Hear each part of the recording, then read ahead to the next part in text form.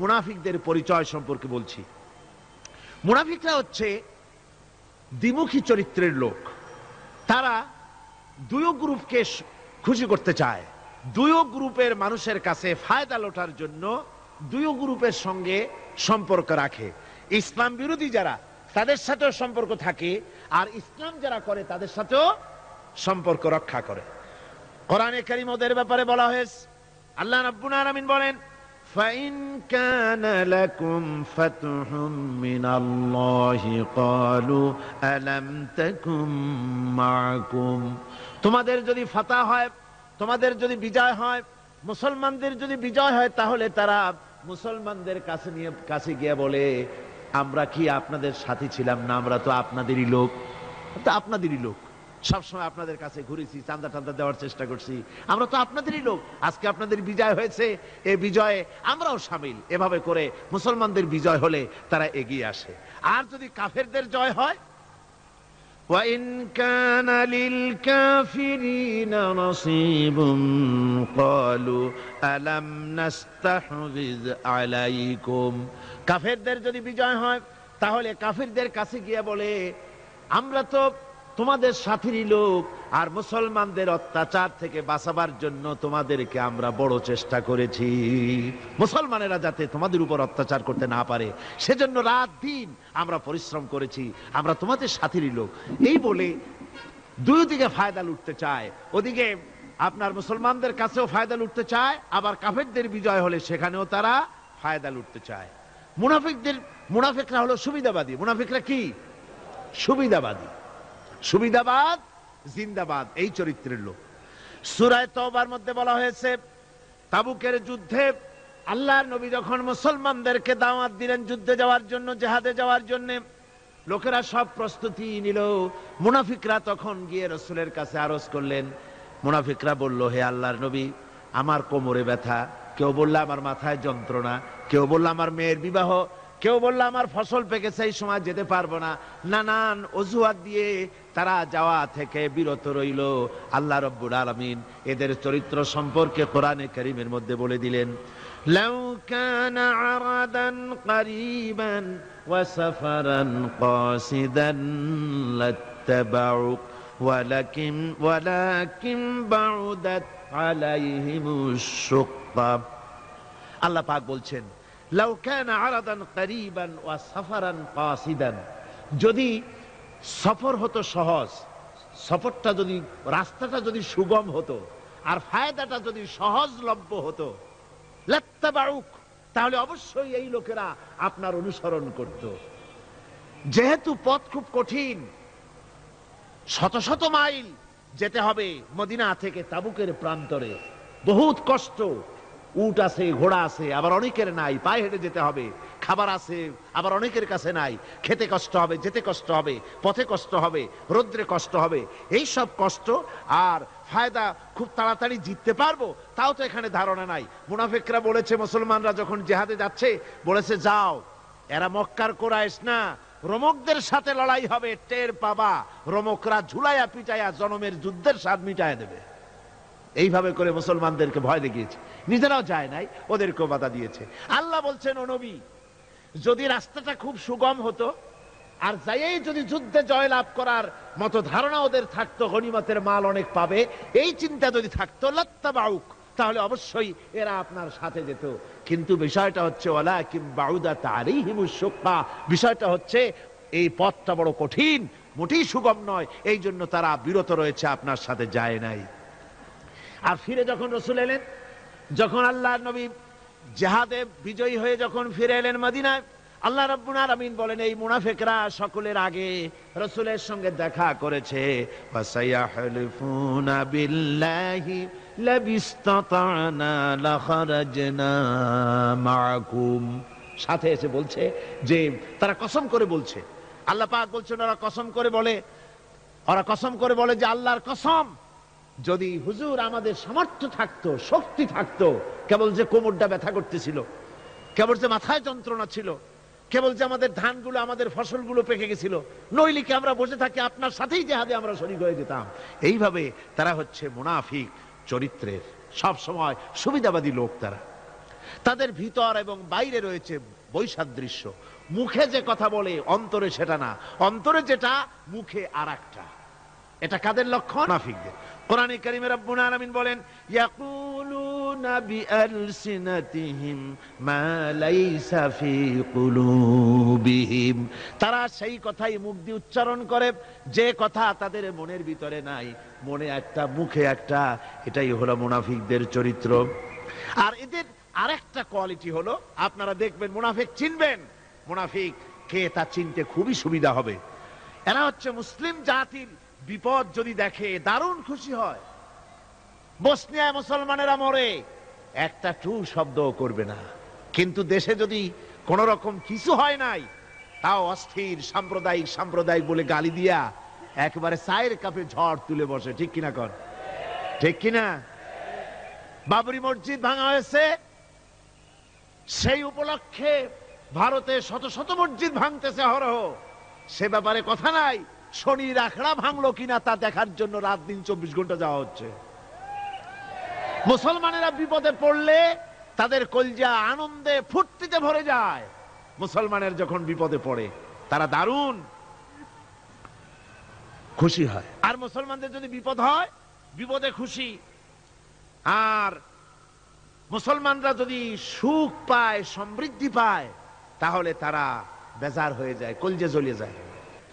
আল্লাহ রাব্বুল আলামিন বলেন, ইম তামসাসকুম হাসানাতুন তাসুহুম ওয়া ইন তুসিবকুম সাইয়্যাতুন ইয়াফরাহু বিহা। মুমিনদের যদি ভালো হয়, মুসলমানদের যদি সুখ এবং সমৃদ্ধি আসে, তাহলে মুসলমানদের সুখ সমৃদ্ধিতে তাদের কলিজা জ্বলে পড়ে যায়, অসন্তুষ্ট হয় দারুণ ভাবে। আর যদি মুসলমানদের বিপদ আসে, মুসিবত আসে, খুশিতে তাদের কলিজা একেবারে দারুণ ভাবে তাদের খুশিতে উদ্বেল হয়ে পড়ে। মুনাফিকদের আরেকটি চরিত্র হচ্ছে হকপন্থী এবং বাতিলপন্থীদের রোশানাল হতে নিরাপদে থাকার জন্যে প্রতারণামূলক সম্পর্ক রাখে। প্রতারণামূলক সম্পর্ক মুসলমানদের কাছেও ভেড়ে, আবার ওদের সঙ্গেও ভেড়ে। টাকা পয়সা ওদের যদি থাকে, তো এই বেশি টাকাগুলো দেয় ইসলাম বিরোধীদের, আর মুসলমানদেরকে সামান্য সামান্য দিয়া সম্পর্ক রক্ষা করে। জানি না কোন দল ক্ষমতা যাবে, বলা তো যায় না, কাজে দুই দিকে সম্পর্ক রক্ষা করে তারা চলে।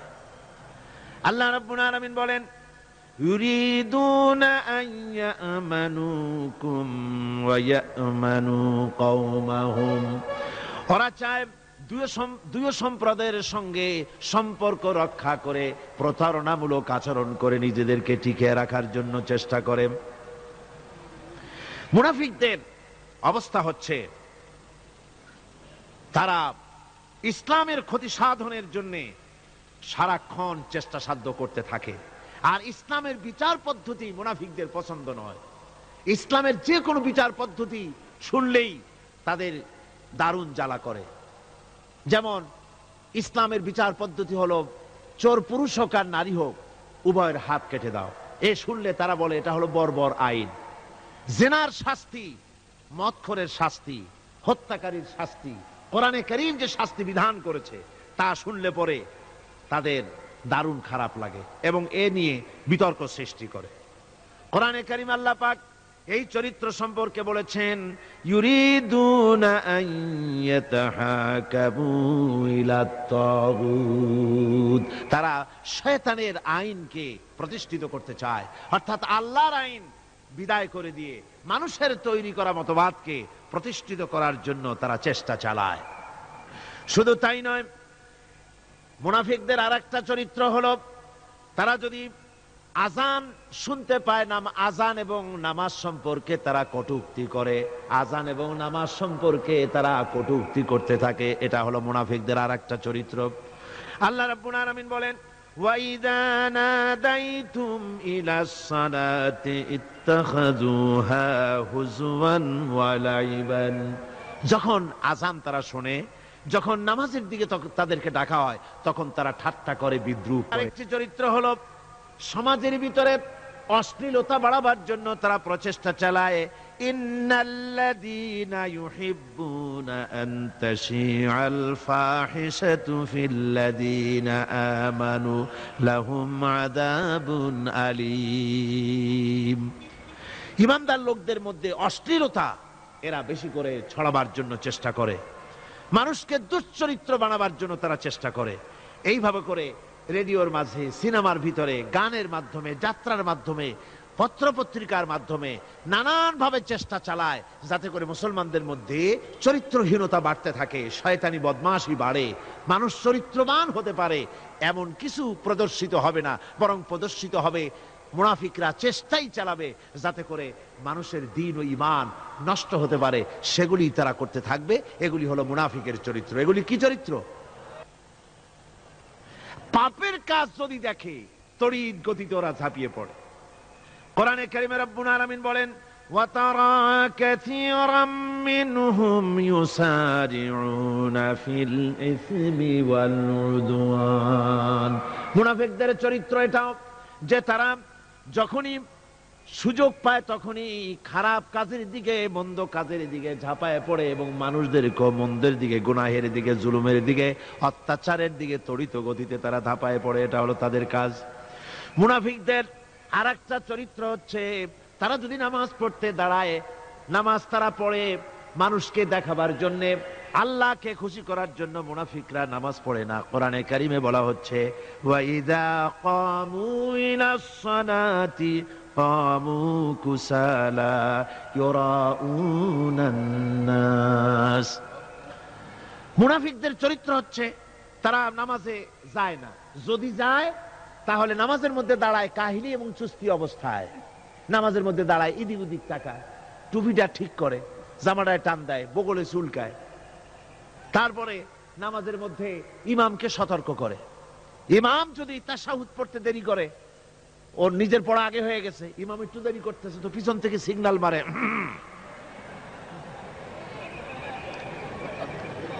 এগুলি নামাজ হচ্ছে, আল্লাহ পাক বলছেন ইউরাউনান নাস, এরা মানুষকে দেখাবার জন্য নামাজ পড়ে, এগুলি আসল নামাজ নয়, এগুলি আসল নামাজ নয়, আল্লাহকে সন্তুষ্ট করার জন্য নয়, এগুলি মানুষকে দেখাবার জন্য তারা নামাজ পড়ে। আমার ভাইরা, ইসলামের চরিত্রগুলি, কাজগুলি তারা করতে চায় না। সব সময়ের জন্য ইসলামের সঙ্গে বিরোধিতা করা এবং ইসলামের অপব্যাখ্যা করা, এগুলি হচ্ছে এই মুনাফিকদের চরিত্র, মুনাফিকদের কাজ। মুনাফিকরা চিরটা কাল এভাবে মুসলমানদের সঙ্গে খারাপ ব্যবহার করে এসছে এবং নিজেরা জাহান্নামের পথকে এভাবে তারা করে নিয়েছে। মুনাফিকদের আরেকটি চরিত্র হচ্ছে জিহাদের নাম শুনলে তাদের কলিজা কেঁপে ওঠে। বুঝলেন? কই যে আপনারা জিহাদ করেন কেন? এমনি সহজ পথে কলেমা পড়িয়া অল্পের মধ্যে বেহেশতে যাওয়া যায়, এরকম একটু দোয়া টোয়া শিখান মুসলমানদেরকে। আমাদের কাছে মাঝে মধ্যে আসে, কয় যে মুনাফিক তো সহজে চেনা যায় না, কয় যে হুজুর এই যে বারবার জিহাদ, এই মারামারি, এই ঠ্যাঙ্গি এগুলি আছে নাকি ইসলামের মধ্যে? কোথায় আছে যে মারামারি করা লাগবে, তারপরে মিছিল করা লাগবে, ধর্মঘট করা লাগবে, এ ধরনের জিহাদে অংশ নিতে হবে? এগুলি কি? এগুলি বাদ দিয়া সহজভাবে, শান্তভাবে যাতে করা যায়, অল্প অল্প ছোট ছোট দোয়া শিক্ষা দেন যাতে করে সহজে বেহেশতে চলে যাওয়া যায়। আমি বলছি ভাই, রাসূলুল্লাহ এরকম আমাদের শিখান নাই যে এরকমের সোরাগলি বেহেশতে যাওয়ার জন্য আবিষ্কার করে দেব, ছোট্ট একটা দোয়া পড়বেন, আরবে বেহেশত আপনার মামুবাড়ির বারান্দা যাই কলা খাওয়া শুরু করলেন। এত সহজে বিষয়টা আসবে না, বিষয়টা খুবই কঠিন। আল্লাহ রাব্বুল আলামিন বলেন, মুনাফিকদের চরিত্র হলো জিহাদের নাম যখন তারা শোনে, জিহাদের নাম শোনা মাত্রই তাদের কলিজা কেঁপে ওঠে। রাআইতাল্লাযীনা ফী কুলুবিহিম মারাদুন ইয়ানজুরুনা ইলাইকা নাযারাল মাগশিয়্যি আলাইহি মিনাল মাউত। যখনই তাদের অন্তঃকরণ নেফাকের রোগে ভরা, নিফাকের রোগ তাদের কেমন ভাবে পেয়ে বসেছে যে ওরা এমন ভাবে তাকায় থাকে আপনার দিকে, রাসূলুল্লাহর দিকে এমন ভাবে তারা তাকায় থাকে যে জিহাদের কোনো কথা বলে ফেলে নাকি। জিহাদের কথা যদি আসে তাহলে তো সর্বনাশ। ওদের মৃত্যু যন্ত্রণার মতো, মৃত্যুর জ্বালায় পতিত ব্যক্তি যেমন চোখ ফ্যাকাশে হয়ে যায়, জিহাদের কোনো কারবার বা যুদ্ধের কোনো দামাডোল বেজে উঠলেই এদের কলিজার মধ্যে কাঁপ সৃষ্টি হয়ে যায়। কলিজার মধ্যে কাপ সৃষ্টি হয়, জিহাদে তারা দারুণ ভাবে ভয় পায়।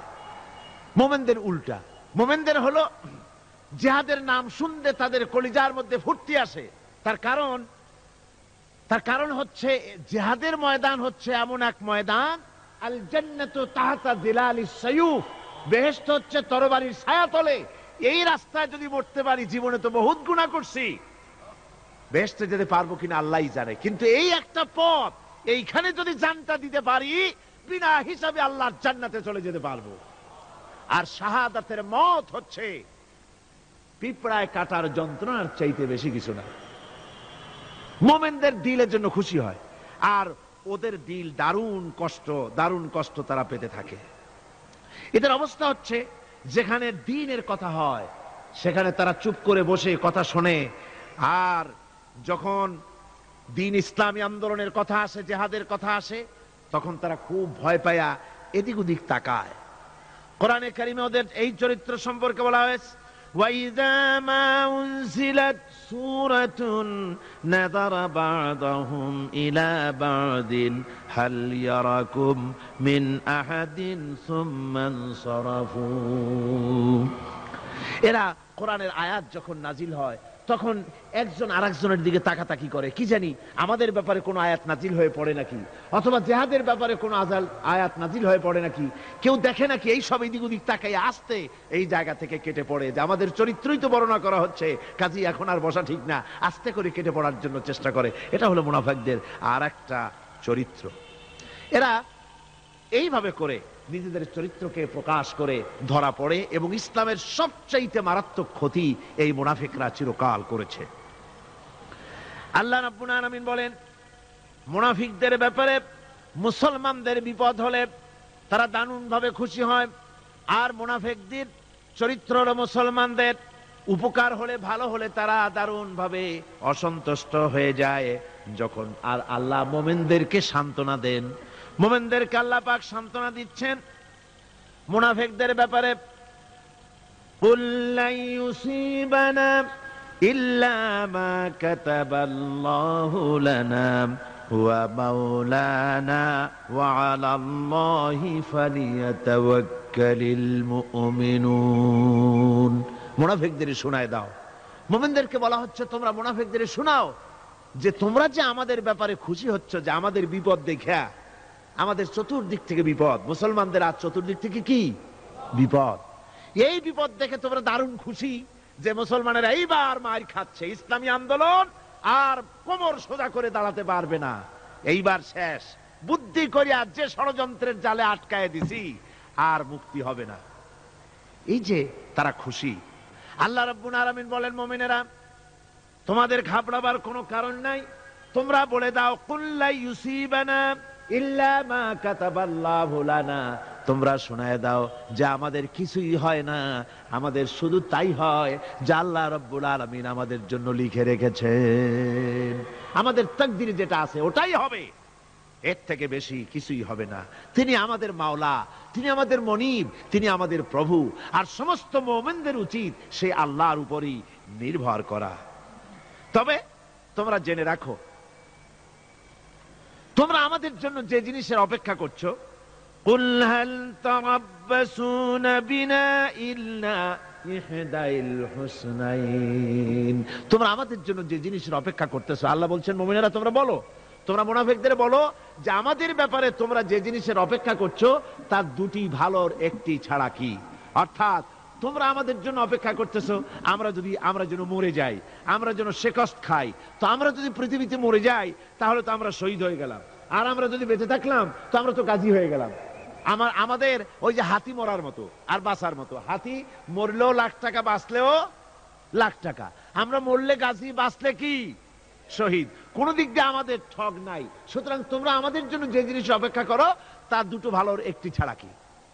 আর আমরা তোমাদের ব্যাপারে, তোমরা যেমন আমাদের ব্যাপারে অপেক্ষা করতেছো, আমরাও তোমাদের ব্যাপারে আরেকটা জিনিসের অপেক্ষা করছি, ওয়া নাহনু নাতারাব্বাসু বিকুম আইয়ুসিবাকুমুল্লাহু বিআযাবিন মিন ইনদিহি আও বিআইদিনা, আমরাও তোমাদের জন্য অপেক্ষা করতেছি একটা জিনিসের, তোমরা আমাদের জন্য দুটি জিনিস অপেক্ষা করো, আমরাও তোমাদের জন্য দুটি জিনিস অপেক্ষা করছি। তা হচ্ছে এই, তোমাদের শাস্তিটা আল্লাহ নিজে দিবেন না আমাদের হাত দিয়ে দেওয়াবেন, আমরা সেইটার অপেক্ষা করতেছি। ফাতারাব্বাসু ইন্না মাআকুম মুতারাব্বিসুন।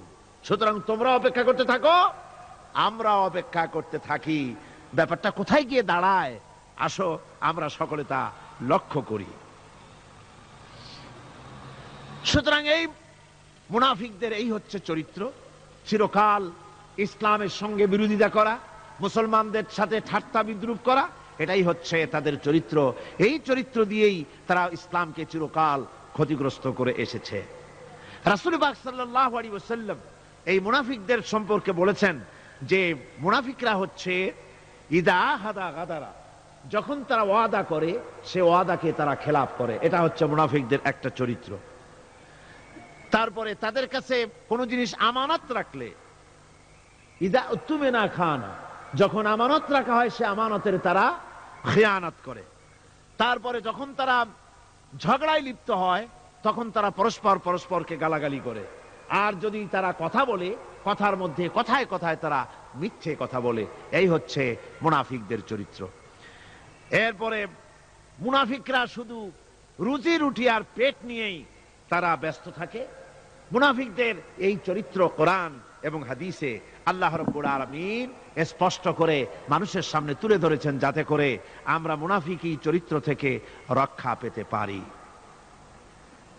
এই মুনাফিকদের সম্পর্কে সর্বশেষ কথা, আল্লাহ রাব্বুল আলামিন যেহেতু মুনাফিকরা ইসলামের সবচাইতে বেশি ক্ষতি করেছে, সেই জন্য আল্লাহ রাব্বুল আলামিন নবীকে বলেছেন যে আপনি যদি এদের ব্যাপারে ইস্তাগফির লাহুম আও লা তাস্তাগফির লাহুম ইন তাস্তাগফির লাহুম ৭০ মাররাতান ফালান ইয়াগফিরাল্লাহু লাহুম, আপনি যদি এদের জন্য ক্ষমা চান আর ক্ষমা আপনি নাই চান, এমনকি ৭০ বারও যদি আপনি মুনাফিকদের জন্য আমি আল্লাহর কাছে ক্ষমা প্রার্থনা করেন, আমি আল্লাহ রব্বুল আলামিন মুনাফিকদেরকে ক্ষমা করে দেব না।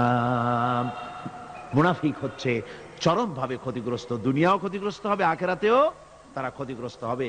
আল্লাহ পাকের কত বড় কথা যে কিয়ামত পর্যন্ত মুনাফিকদের জন্য হুজুর সাল্লাল্লাহু আলাইহি ওয়াসাল্লামকে বলা হচ্ছে ৭০ বারও যদি তাদের জন্য আপনি আমার কাছে ক্ষমা চান, আমি মুনাফিকদেরকে কখনো ক্ষমা করব না। সুতরাং আমাদেরকে বুঝতে হবে মুনাফিকি চরিত্র সবচাইতে নিকৃষ্ট চরিত্র, আর এই চরিত্রে আল্লাহ পাক সবচাইতে বেশি অসন্তুষ্ট হন। আল্লাহ পাক তাই বলছেন, কাবুরা মাকতান ইনদাল্লাহি আন তাকুলু মা লা তাফআলুন, আল্লাহর কাছে সবচাইতে বেশি ক্রোধ উদ্রেককারী এই ব্যাপারটাই যে তোমরা যা বলো তা তোমরা করো না, এটা বড় মারাত্মক ব্যাপার, আল্লাহ এটাকে সহ্য করেন না।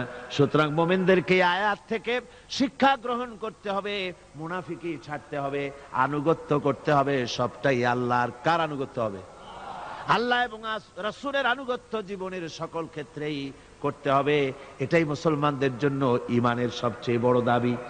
তারপরে রব্বুল আলামিন বলেন, ইন্নাল্লাহা ইউহিব্বুল্লাযীনা ইউকাতিলুনা ফি সাবিলিহি সাফফান কাআন্নাহুম বুনিয়ানুম মারসুস। আল্লাহ পাক বলছেন, আল্লাহ নিশ্চয়ই ভালোবাসেন সেই সব লোকদেরকে যারা কাতারবন্দী হয়ে আল্লাহর রাস্তায় লড়াই করে, সীসা ঢালা প্রাচীরের মতো ইস্পাত কঠিন দৃঢ় হয়ে যারা কাতারবন্দী হয়ে সুসংবদ্ধ হয়ে আল্লাহর জন্য যারা লড়াই করে। এখানে বলা হচ্ছে যে লড়াইটা হবে আল্লাহর জন্য, সংগ্রাম হবে কার জন্য? ইউকাতিলুনা ফি সাবিলিহি। লড়াই কিন্তু লড়াইটা কখনই দেশ দখল করা, তা আবার মানুষের তৈরি করা আইন কানুন প্রতিষ্ঠার জন্য দেশ দখল করার সংগ্রাম, মানুষের তৈরি করা মতবাদকে প্রতিষ্ঠা করার সংগ্রাম, এই জাতীয় যত রকমের সংগ্রাম আছে, যত রকমের জিহাদ আছে, এই সমস্ত সংগ্রামকে, লড়াইকে ইসলাম জায়েজ করে না। এগুলি মুসলমানদের জন্য একদম নিষিদ্ধ। মুসলমানরা লড়াই করবে কেবলমাত্র আল্লাহর রাস্তায়, ফি সাবিলিহি, জিহাদ ফি সাবিলিল্লাহ ওয়া তুজাহিদুনা ফি সাবিলিল্লাহ। লড়াই হবে কার পথে?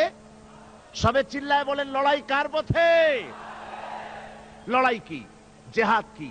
জেহাদ এই নয় যে আপনি লাঠি ঠেঙ্গা নিয়ে তারপরে বাইর হবেন আর হিন্দু খ্রিস্টান যেখানে পাবেন সমানে মারিয়া শেষ করে ফেলাবেন।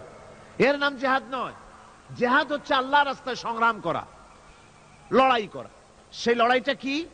যে কোনো উদ্দেশ্যকে সফল করার জন্য প্রচেষ্টা চালানো, প্রাণান্তকর প্রচেষ্টা চালানো, ওই প্রচেষ্টার নামই হচ্ছে কি? জেহাদ। সুতরাং এই জেহাদটা হবে আল্লাহর রাস্তায়, সংগ্রাম হবে আল্লাহর রাস্তায়। কি উদ্দেশ্যে? দিন প্রতিষ্ঠার উদ্দেশ্যে। কোরআনে কারিমে রব্বুল আলামিন বলেছেন, আল্লাযীনা আমানু ইউকাতিলুনা ফি সাবিলিল্লাহ, যারা নাকি ঈমানদার তারা লড়াই করে আমি আল্লাহর রাস্তায়, আমি আল্লাহর পথে তারা লড়াই করে, সংগ্রাম করে আমার দেওয়া জীবন ব্যবস্থা প্রতিষ্ঠার জন্য। ওয়াল্লাযীনা কাফারু ইউকাতিলুনা ফি সাবিলিত তাগুত, আর যারা নাকি কাফের, ভালো করে শোনেন, আল্লাহ পাক বলছেন যারা নাকি কাফের তারাই লড়াই করে মানুষের তৈরি করা তাগুতের পথে লড়াই করে, অর্থাৎ আল্লাহর দেওয়া রাসূলের দেওয়া বিধানকে বাদ দিয়ে মানুষের তৈরি করা, অন্যের তৈরি করা মতবাদ প্রতিষ্ঠার পিছনে সংগ্রাম করে। এখন আপনি দেখেন এই পৃথিবীতে সমাজতন্ত্র কার তৈরি? মানুষের। আল্লাহর না মানুষের? জোরে বলেন, এটা কার তৈরি? আল্লাহর না মানুষের? জাতীয়তাবাদ কার তৈরি? আল্লাহর না মানুষের? পুঁজিবাদ কার তৈরি? আল্লাহ না মানুষের? সমাজতন্ত্র কার তৈরি? আল্লাহ না মানুষের? ধর্মনিরপেক্ষতাবাদ কার তৈরি? আল্লাহ না মানুষের? এই সমস্ত মতবাদকে মানুষের তৈরি করা, এসব মতবাদকে প্রতিষ্ঠিত করার জন্য যারাই সংগ্রাম করে, যারাই লড়াই করে, আল্লাহ পাক বলেছেন ওয়াল্লাযীনা কাফারু ইউকাতিলুনা ফি সাবিলিত তাগুত, এরা হচ্ছে লড়াই করে তাগুতের পথে, শয়তানের পথে। কার পথেগুলি? শয়তানের পথ। জোরে বলেন, এই পথগুলি কার? শয়তানের পথ। যারা মুমিন তারা লড়াই করবে আল্লাহর পথে। সুতরাং লড়াই হতে হবে সব সময় আল্লাহর পথে। আর সেই লড়াই বিচ্ছিন্ন ভাবে নয়, কাতারবন্দী হয়ে সুসংহত সাংগঠনিক প্রক্রিয়ায় সুশৃঙ্খল ভাবে সাংগঠনিক ফয়সলা সিদ্ধান্তকে মেনে নিয়ে আমিরের হুকুমকে অনুসরণ করে ঐক্যবদ্ধভাবে যদি লড়াই হয়, সে লড়াইয়ে বিজয় আসবে আল্লাহর পক্ষ থেকে। বিচ্ছিন্ন ভাবে নয়, ঐক্যবদ্ধভাবে কাজ করতে হবে। এই আয়াতের মূলনীতির ভিত্তিতে রাসূল পাক সাল্লাল্লাহু আলাইহি ওয়াসাল্লামের নেতৃত্বাধীন এমন এক মহা সামরিক শক্তি গড়ে উঠেছিল, যার সামনে তদানীন্তন রোম পারস্য পদানত হয়েছিল। সুবহানাল্লাহ পড়ে। সুতরাং এমন একটি বাহিনী গড়ার জন্য মুমিনদের প্রতি বলা হচ্ছে যে তোমরা হবে সেই ধরনের বাহিনী যারা নাকি লড়বে আল্লাহর রাস্তায়, আল্লাহর পথে লড়াই করবে নিজেদের জান এবং মাল দিয়ে, ঐক্যবদ্ধভাবে। তারপরে আল্লাহ রাব্বুল আলামিন বলছেন, وَإِذْ قَالَ مُوسَى لِقَوْمِهِ يَا قَوْمِ لِمَ تُؤْذُونَنِي وَقَدْ تَعْلَمُونَ أَنِّي رَسُولُ اللَّهِ إِلَيْكُمْ فَلَمَّا زَاغُوا أَزَاغَ اللَّهُ قُلُوبَهُمْ وَاللَّهُ لَا يَهْدِي الْقَوْمَ ফাসিকিন। স্মরণ করো মুসা আলাইহিস সালামের কথা। এই কথাগুলি আল্লাহ মুসলমানদের স্মরণ করাচ্ছেন। কাদেরকে? মুসলমানদেরকে। মুসা আলাইহিস সালামের কথা স্মরণ করো। তিনি তার কওমদেরকে বললেন, হে কওম, হে আমার জাতি, তোমরা কেন আমাকে উৎপীড়িত করছো, কেন আমাকে কষ্ট দিচ্ছ? ওয়াকাদ তা'লামুনা আন্নী রাসূলুল্লাহি ইলাইকুম, আর একথা তোমরা ভালো করেই জানো যে আমি তোমাদের জন্য রাসূল হয়ে এসেছি আল্লাহর পক্ষ থেকে। বন্ধুগণ, কোরআনে কারীমে একথা বলা হয়েছে, সর্বত্র প্রায় এসেছে, নবীদের উপরে সমকালীন যুগের লোকেরা নবীদেরকে কষ্ট দিয়েছে, মুসিবত দিয়েছে। কারণ কি? নবীদের স্বভাব খারাপ ছিল, তাই নাকি? নাউযুবিল্লাহি মিন যালিক। নবীরা স্বভাব চরিত্রের দিক থেকে সর্বশ্রেষ্ঠ। নবীদের জন্য সমকালীন লোকেরা ক্ষেপলো কেন? ক্ষেপেছে একটাই কারণ ছিল। নবীদের বিরুদ্ধে ক্ষেপার একটি কারণ, তা হচ্ছে নবীরা দুনিয়ার মানুষের সামনে বলেছেন, ইয়া কওমি ইবুদুল্লাহা মা লাকুম মিন ইলাহিন গায়রু।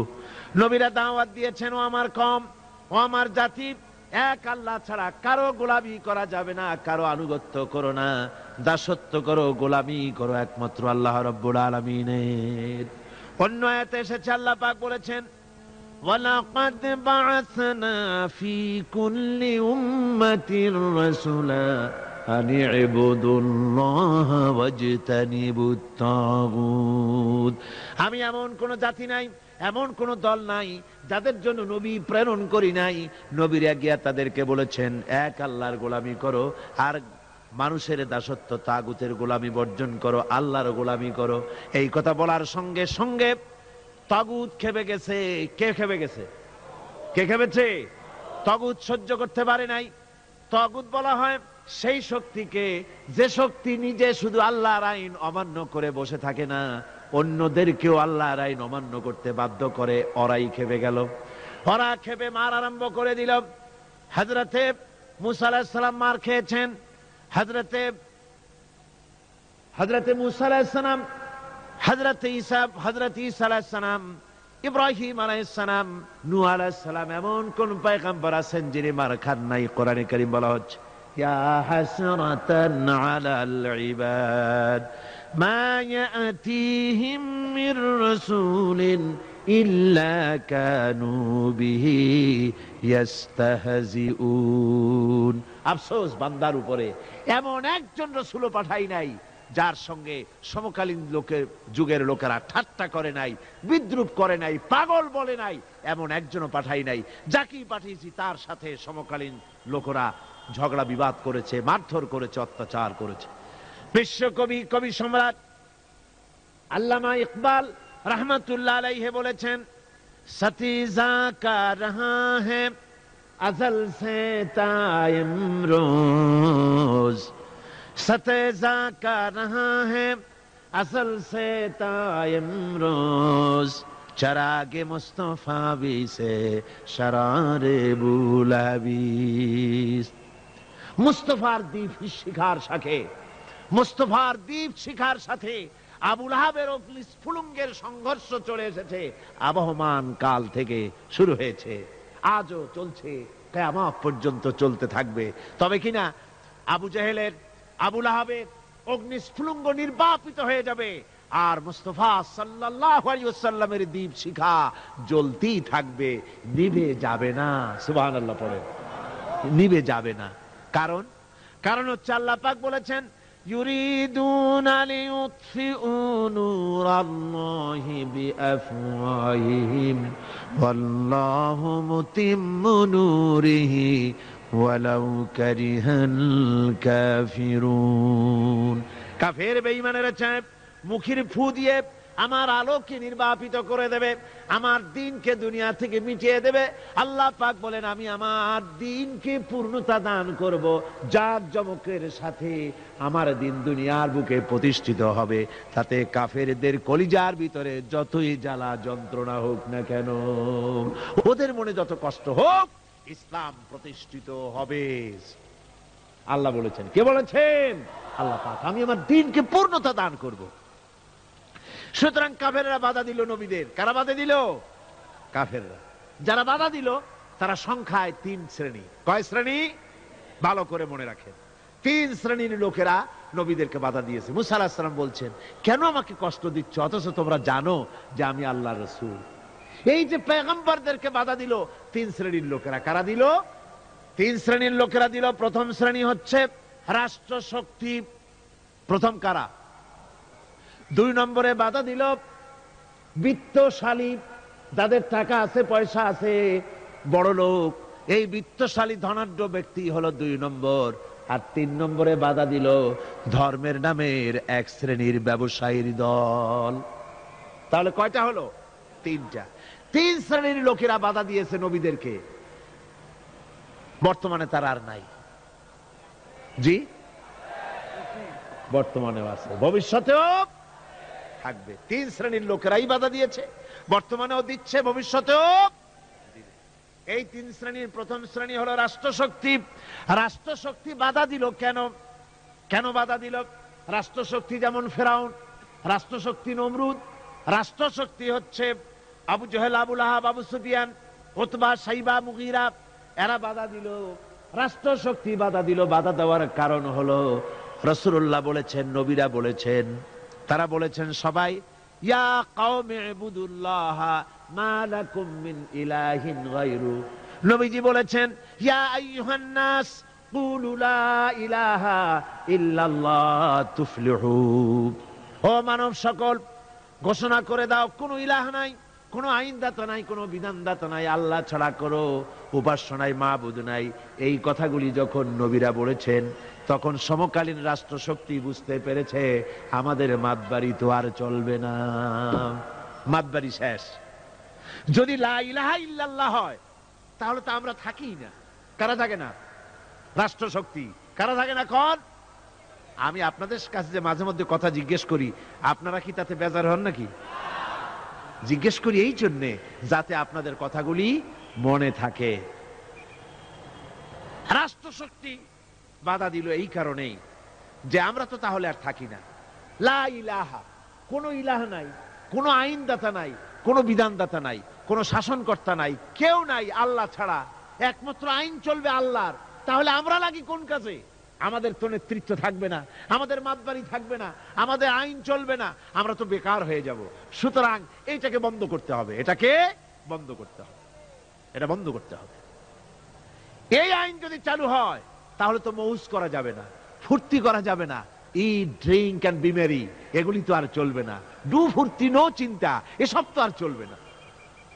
মদ খাওয়া, জুয়া খেলা, শয়তানি করা, বদমাশি করা, জনগণের টাকা নিয়ে নিজের বাপের সম্পত্তি মনে করে তা গ্রহণ করা, এভাবে করে সর্বনাশ করা তো আর চলবে না, মাতবাড়ি তো চলবে না। সুতরাং ঠেকাও। এই ঠেকাও আন্দোলন চলল। ফেরাউন মুসা আলাইহিস সালামকে ঠেকাইতে চাইল। মুসা আলাইহিস সালামকে ফেরাউন বলল, তুমি যে আল্লাহর নবী, একথা কেন বলো? তোমার সাহসটা কি? আমার বাড়ির দুধ কলা খেয়ে তুমি বড় হয়েছ, আমি তোমাকে বড় করলাম, আর আজকে তুমি নতুন করে ইলা একজন নিয়ে এসছো।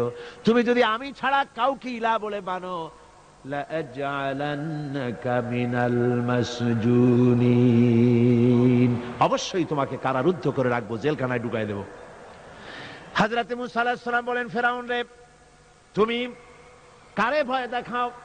তোমার জেলের ভয় দুনিয়ার অন্যরা করতে পারে, আমাকে তুমি চিনতে পারো নাই। আমি আল্লাহর পয়গম্বর, তোমার জেলের পরোয়া করি না।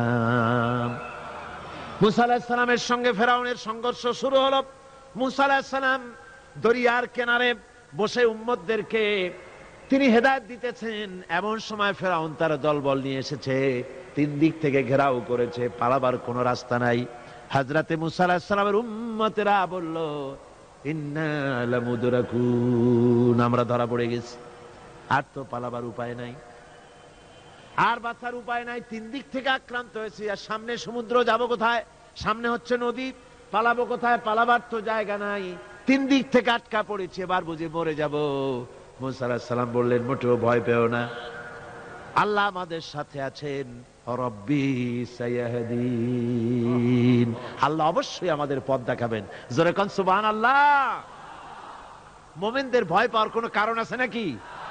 দেখেন কি ঈমান, তিন দিক থেকে আক্রান্ত, পালাবার রাস্তা নাই। মুসা আলাইহিস সালাম বলছেন, ভয় পেও না, আল্লাহ আমাদের পথ দেখাবেন। আর আল্লাহ রাব্বুল আলামিন অর্ডার করে দিলেন, ও মুসা, হাতে যে লাঠি আছে ওই লাঠি দিয়ে দরিয়ার উপরে আঘাত করো। দরিয়ার উপরে তিনি আঘাত করলেন, দরিয়া ফেড়ে গেল। নদীর ভিতর থেকে একটা রাস্তা না, 12টা রাস্তা তৈরি হয়ে গেল। এগুলি গল্প না কোরআন শরীফ আছে? কোথায় আছে? 12টা রাস্তা হয়ে গেল।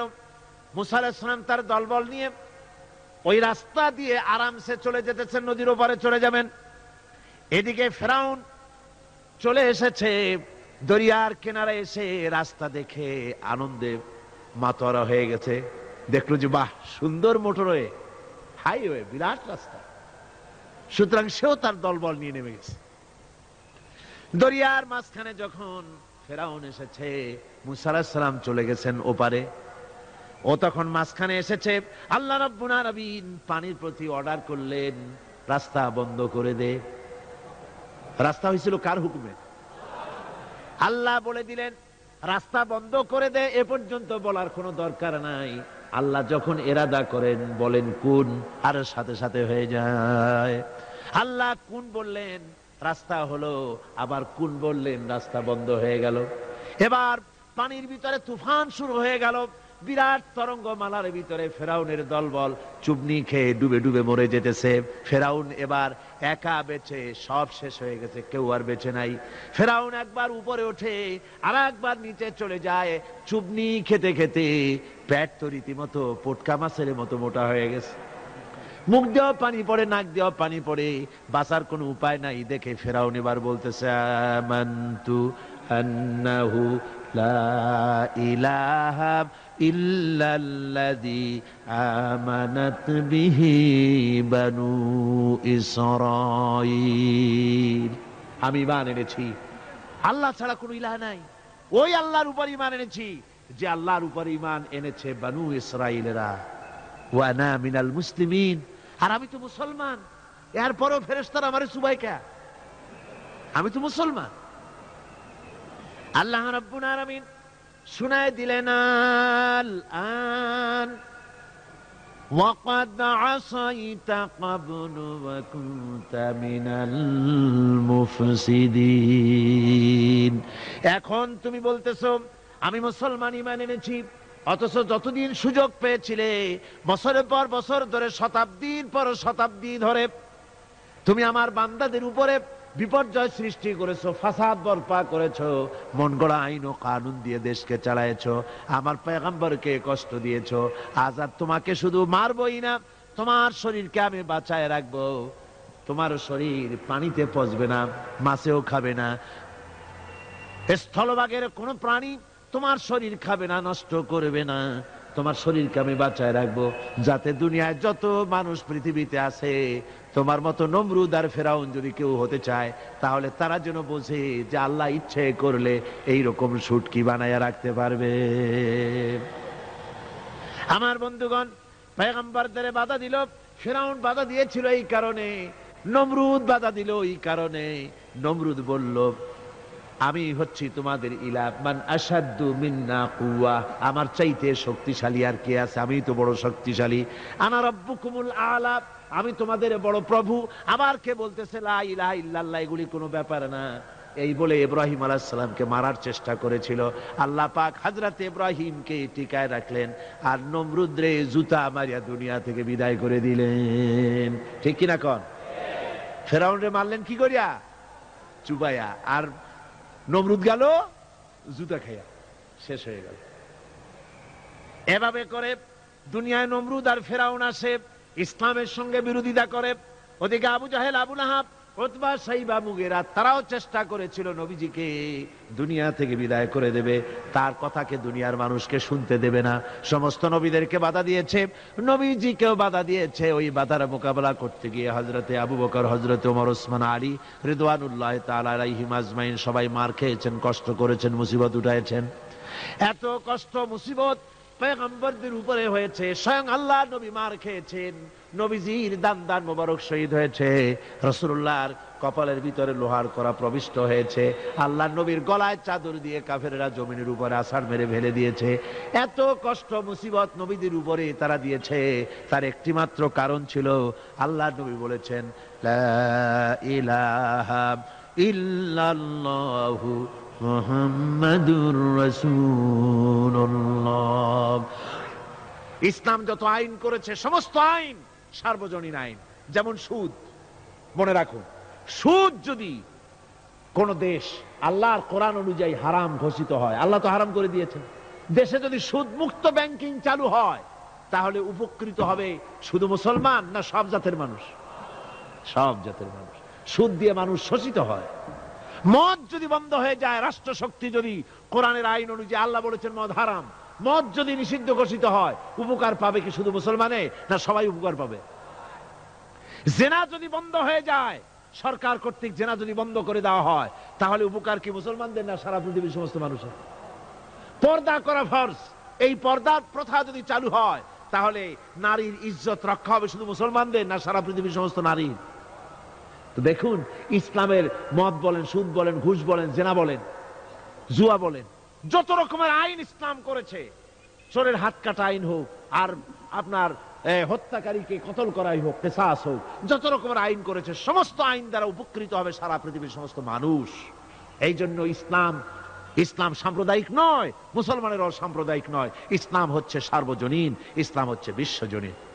আজকে রাষ্ট্রশক্তি পয়লা নম্বরেই বাধা দেয় তাদের ক্ষমতাকে টিকিয়ে রাখার জন্য, ক্ষমতাকে কক্ষিগত করার জন্য হারাম ভাবে, অবৈধভাবে সরকারের জনগণের মালকে, সম্পদকে ভক্ষণ করার জন্য নিজেদের ফুর্তি, নিজেদের মনের চাহিদা, নিজেদের নাফস এবং প্রবৃত্তি অনুযায়ী চলার জন্য তারা এই নিজেদের ক্ষমতাকে টিকিয়ে রাখার জন্য ইসলামকে চিরকাল তারা বাধা দিয়ে এসছে। 2 নম্বরে বাধা দিয়েছে যারা, সেটা হচ্ছে কি? বিত্তশালী ধনী ব্যক্তিরা, বিত্তশালী ধনাঢ্য ব্যক্তিরা, ওরাই ইসলামের চিরকাল ইসলামের বাধা দিয়ে আসছে, এখনো দিচ্ছে, ভবিষ্যতে দেবে, তবে সব না। ধনী হযরত ওসমান রাদিয়াল্লাহু তাআলা আনহু ধনী ছিলেন, ওই রকম ধনী ব্যক্তি এখনো আলহামদুলিল্লাহ কিছু কিছু আছে যারা হযরত ওসমান রাদিয়াল্লাহু তাআলা আনহুর মতো দুহাতে সম্পদ বিলায় দেয়, নাম কামাবার জন্য না, আল্লাহর রাস্তায় দিয়ে দেয়। আছে না 2-1 আছে, সমাজে আছে। কিন্তু অধিকাংশ বিত্তশালী ব্যক্তিবর্গ তারা বাধা দেয় ইসলামকে। বাধা দেয় কেন? কারুন বাধা দিয়েছিল মুসা আলাইহিস সালামের জামানায়, হুজুরের জামানায় উমাইয়া বাধা দিয়েছিল। এভাবে করে প্রত্যেক যুগে বড় বড় ধনীরা তারা ইসলামকে বাধা দেয়। তাদের আল্লাহ তাদের টাকা দিয়েছে, পয়সা দিয়েছে, অবৈধভাবে তারা পয়সা নিজেরা উপার্জনও করেছে। এই পয়সা দিয়ে তারা সাহায্য করে বাতিলকে, ইসলামকে সাহায্য করে না, ইসলামকে সাহায্য করে না। বাতিলকে অমুক দলের নেতা আসবে, অমুক দলের অমুক আসবে, 50,000 টাকা দিয়ে দেয়, 50,000 টাকা, 2 লাখ টাকা, 5 লাখ টাকা, অমুকের ইলেকশন তো দিয়ে দিল 5 লাখ, 10 লাখ, 20 লাখ, কোটি খানেক টাকা দিয়ে গেল, 2-3 কোটি দিয়ে দিল।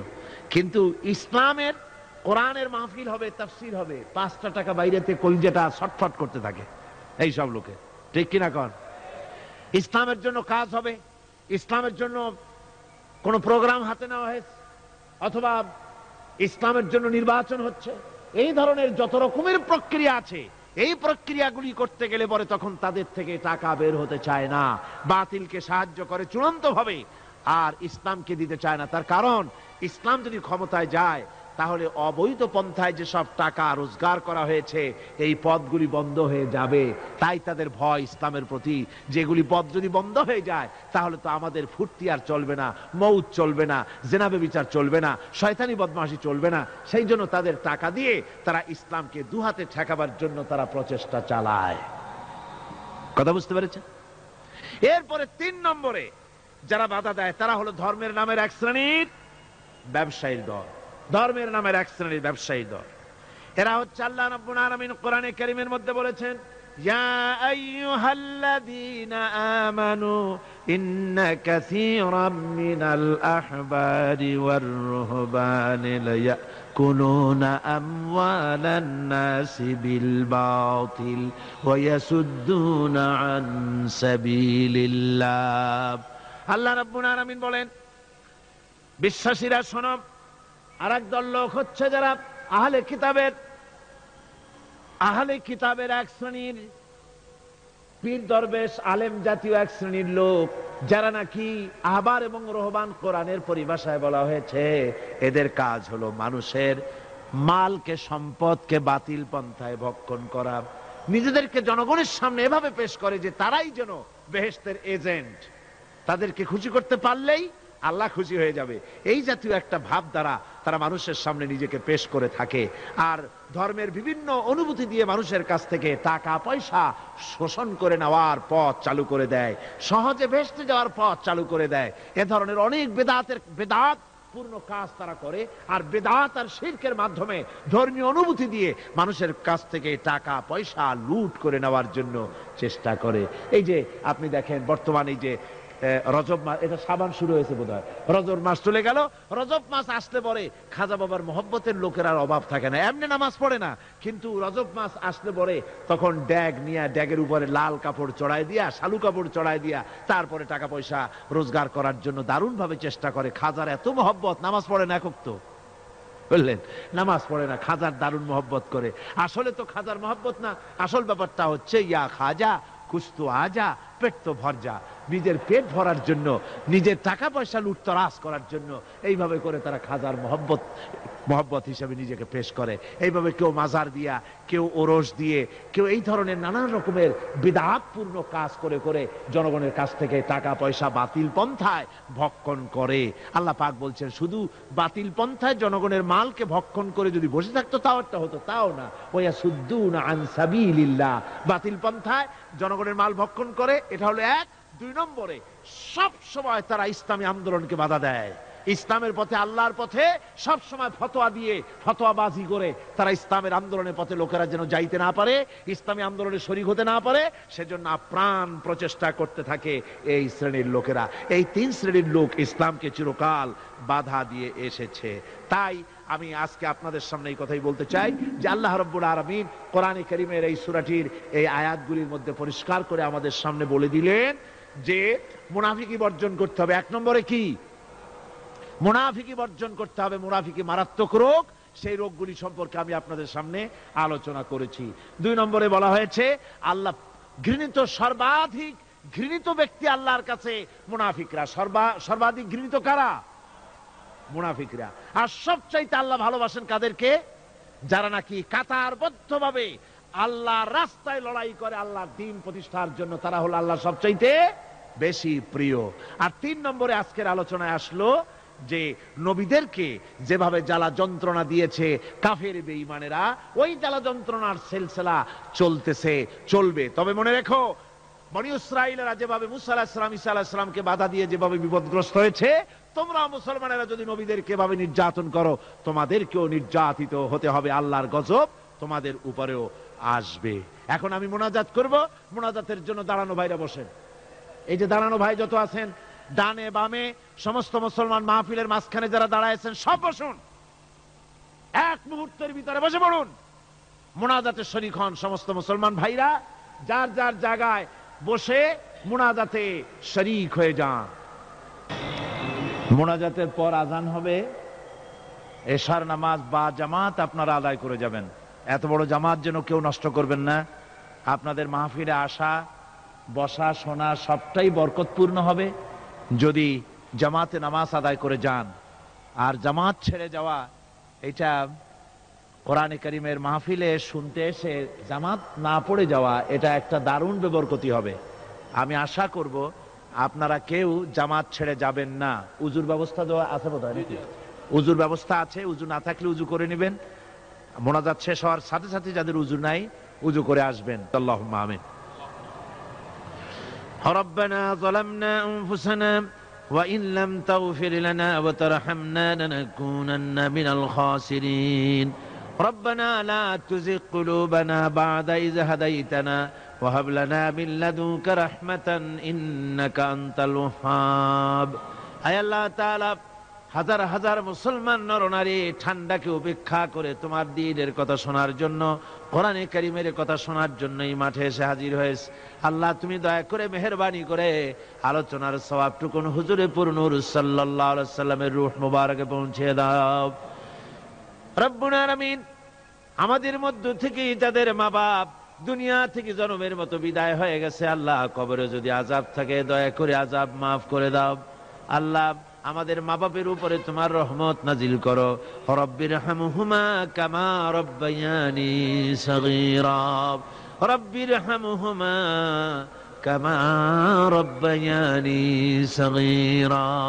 হায় আল্লাহ রব্বুল আলামিন, এই মাহফিলে যত লোক আছি আমরা, কার কোন ব্যাধি আছে, রোগ আছে, আমরা তুমি ভালো করে জানো। আমাদের প্রত্যেকের ব্যাধিকে তুমি শিফায়ে আজলা দান করে দাও।